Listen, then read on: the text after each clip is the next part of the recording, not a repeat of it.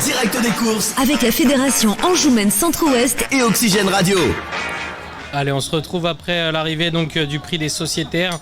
C'était la dernière course du programme, une course remportée par Galis Tuileries avec Ludovic Togourdeau. La deuxième place revient au numéro 6, Hermione d'Arche, devant le numéro 3, Grâce de Jaffa. Quatrième, le numéro 1, Orusco, devant le 5, Golden Tulip. La sixième place revient au numéro 12, devant le numéro 13, Espoir des Masures. Voilà pour l'arrivée de cette neuvième et dernière course. On accueille Caroline Sionneau, la présidente. On vous a eu tout à l'heure avant le début de la réunion.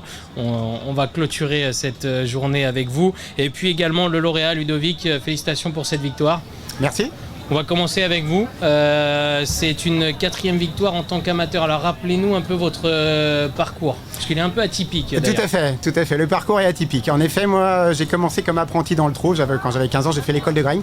Pendant 2 ans, c'était ma première passion. J'avais envie de devenir à l'époque jockey monté. Mon idole c'était Jean-Loïc Claude Dersoir, voilà. Et après, au bout des 2 ans de formation à Gragne, malheureusement, j'ai pas eu la joie de connaître les pistes, les hippodromes en course, alors que je trottais beaucoup de chevaux à la maison. Donc j'ai décidé de me réorienter et je suis allé dans la maréchalerie. Donc je suis devenu maréchal ferrant. Je me suis installé en 98 à mon compte et là aujourd'hui actuellement je fais un petit peu de maréchalerie pour moi, pour mes chevaux. Mais j'ai surtout un haras en fait qui fait de l'élevage de chevaux de concours hippique. Et je suis cavalier de concours hippique professionnel. Et là je fais le trot en tant qu'amateur comme hobby quand j'ai le temps de venir sur les hippodromes. C'est la quatrième victoire en tant que driver amateur. Vous n'aviez plus gagné depuis 2020. Ça fait quoi justement de repasser le poteau en tête ? Oh, c'est toujours une immense joie. Hein. C'est formidable. C'est indescriptible. Même si j'ai pas toujours le temps de driver. Là, j'avais pas drivé depuis plus d'1 an, mais se réasseoir sur un sulky et avoir ces sensations de vitesse et surtout passer le poteau en tête, c'est super. Vous n'avez pas perdu la main puisque vous avez pris tout de suite les commandes et elle a été au bout, elle a été courageuse. Ouais, mais j'ai fait des petites erreurs quand même. Mais on voit la différence quand on mène régulièrement et pas régulièrement. Est-ce que c'est complémentaire votre travail au quotidien avec les chevaux de concours hippique et le fait de driver ? De toute façon, tout est lié. Hein, quand on est passionné par les chevaux, tout est plus ou moins lié. Hein, mais évidemment, on s'inspire de l'écoute qu'on a avec les chevaux de concours hippique pour un petit peu le trot également. Mais tout est corrélé directement. Il faut être à l'écoute des chevaux. Et voilà, si on les aime pas et si on n'est pas à leur écoute, de toute façon, on n'a pas de performance en face. C'est pas possible. C'est une belle semaine pour vous, puisque vous avez gagné en tant que propriétaire avec Jenka de Mormoulin. Tout à fait. C'est une magnifique semaine. Effectivement, première victoire PMU pour ma Kazakh, je crois. Ça, c'est à revérifier. Mais ouais, formidable. Surtout que c'était une victoire inattendue. Elle gagne magnifique mardi soir, donc super semaine, on va fêter ça je crois. Là, ce soir vous n'êtes pas couché.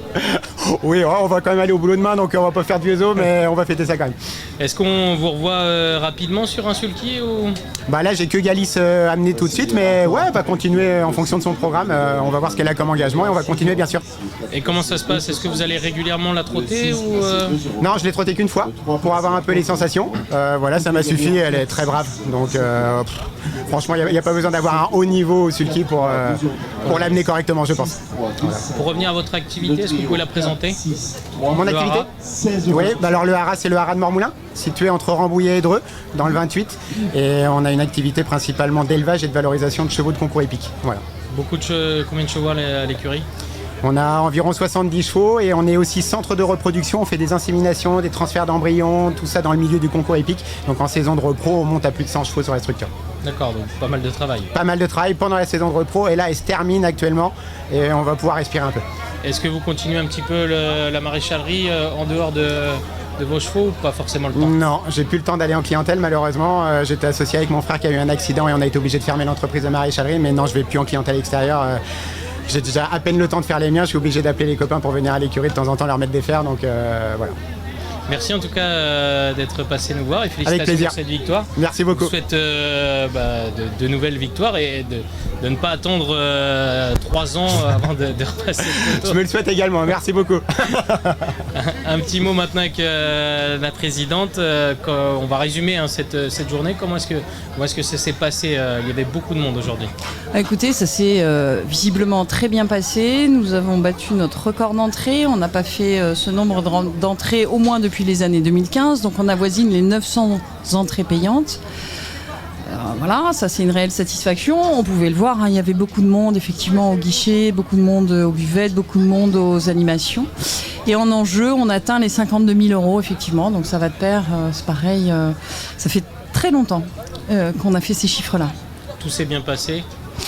Écoutez, tout s'est bien passé. Hein. On a eu une petite frayeur. Dans la dernière, on a eu quelque chose d'assez exceptionnel, a priori.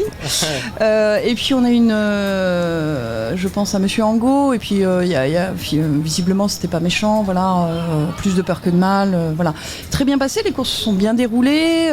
Visiblement, Bien évidemment, je suis allée sur la piste et les socio-professionnels d'ailleurs m'ont indiqué que la piste, alors effectivement, on voit bien, il n'y avait pas de poussière, plutôt verte, plutôt effectivement très bien entretenue. On m'a félicité à plusieurs reprises pour la piste, alors j'en suis ravie. Il y avait beaucoup de monde, c'est vraiment un signe positif, comme quoi les gens ont toujours envie d'aller sur les hippodromes. Ah oui, je crois qu'il y a un réel engouement. Encore une fois, j'y reviens, Château du Loir, nous on est en 3e catégorie, 1 réunion par an. Voilà, c'est le plus petit format et à la fois, je le rappelle, ce sont les plus nombreux. Et c'est vraiment ça qui fait vivre nos territoires. C'est vraiment là où on est appelé, regardez, on fédère ici, bien évidemment. Et c'est également là où on repère des chevaux, hein, puisqu'on a eu la jeune génération. C'est là où on repère des chevaux. Regardez, Thierry Duval d'Estaing est venu dans la seconde pour un turfiste, ou pas d'ailleurs, qui est néophyte, ou pas. C'est quelque chose par la suite qui va pouvoir appeler, encore une fois, à fédérer, expliquer, instruire et ainsi de suite. Et c'est grâce à ces hippodromes comme Château du Loir, qui, je le rappelle encore une fois, sont les plus nombreux, que l'on réussit à maintenir l'écosystème, souhaitons-le, qui est quand même plus ou moins menacé, plutôt plus que moins d'ailleurs. Et c'est grâce à ce type d'hippodrome, vraiment. C'est là où tout commence, hein, et pour le turfiste, et pour les socioprofessionnels. Parce que là, la morale de l'histoire, c'est que toutes les écuries de France et de Navarre ont besoin d'aller courir sur ce type d'hippodrome. La preuve, vous avez un des premiers entraîneurs de France qui est venu ici. Autant les amateurs, vous voyez, on a besoin de ces hippodromes, on a besoin de former nos chevaux, on a besoin de passer par ces étapes-là. Et les turfistes ont besoin de les voir et ont besoin de comprendre, et c'est une aventure qui commence là. Hein. C'est ça, c'est la base du système. C'est exactement ça, base du système. Merci d'être venu nous voir. On va terminer donc ce direct sur ces mots, et puis on se donne rendez-vous l'année prochaine sur l'hippodrome de Château du Loir. Je vais vous quitter et je vous souhaite une bonne soirée. Rendez-vous désormais la semaine prochaine. 2 directs pour nous, puisqu'on ira sur l'hippodrome de Beaupréau avant de se rendre sur l'hippodrome de La Chartre-sur-le-Loir.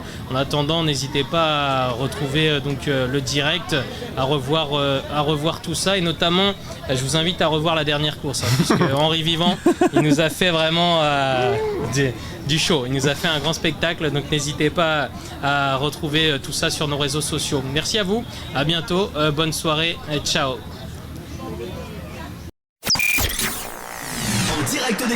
Avec la Fédération Anjoumen Centre-Ouest et Oxygène Radio.